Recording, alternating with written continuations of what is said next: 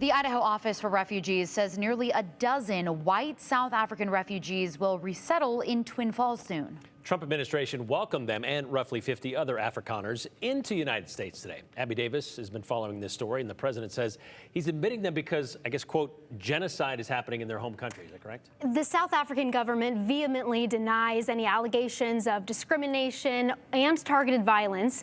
Meantime, local refugee advocates question why the administration is welcoming Afrikaners and not other groups. Welcome to the United States of America.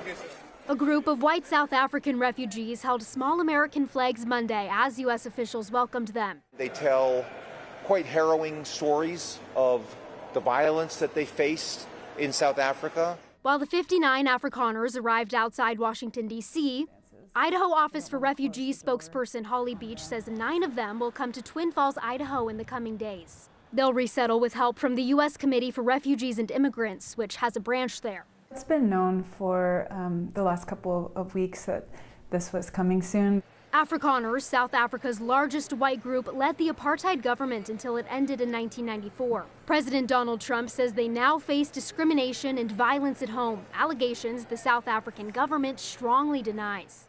The United States, as we were proud to say, stands for equal justice under law. This is a group that has not experienced that. This comes 4 months after Trump suspended the State Department's refugee admissions program.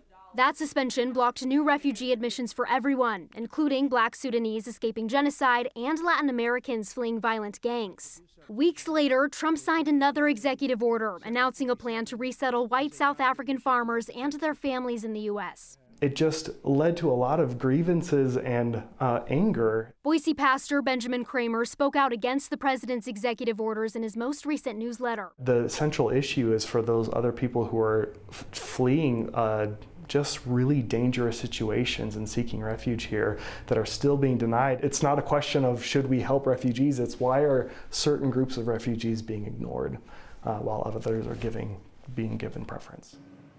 The organization helping to resettle the Afrikaners sent me a statement just a few hours ago saying, "We are hopeful that the arrival of this group of refugees indicates the government's intention to restart the U.S. refugee program and help other refugees in need of resettlement services." The Idaho Office for Refugees says they were planning to welcome about 875 people from 20 different countries to the Gem State this year. Beach says about half of them are stuck in various phases of the approval process, and some of them, Morgan and Brian, of course, are in war-torn areas around the world. Yeah, okay, so stuck. Yeah, at 875, we were talking about this a little bit ago. To give it some perspective, back in 2016, there was like 1,000 refugees that came to Idaho. Wow. It really took a dip into where 2020 we were down to just 216. And so to see that number kind of make its way back up nearer to 1,000, which is kind of where we should be, or not should be, where we have been, I should say. Yeah. It's kind of a big difference between that and the last few years. Yeah. All right, thanks, Abby.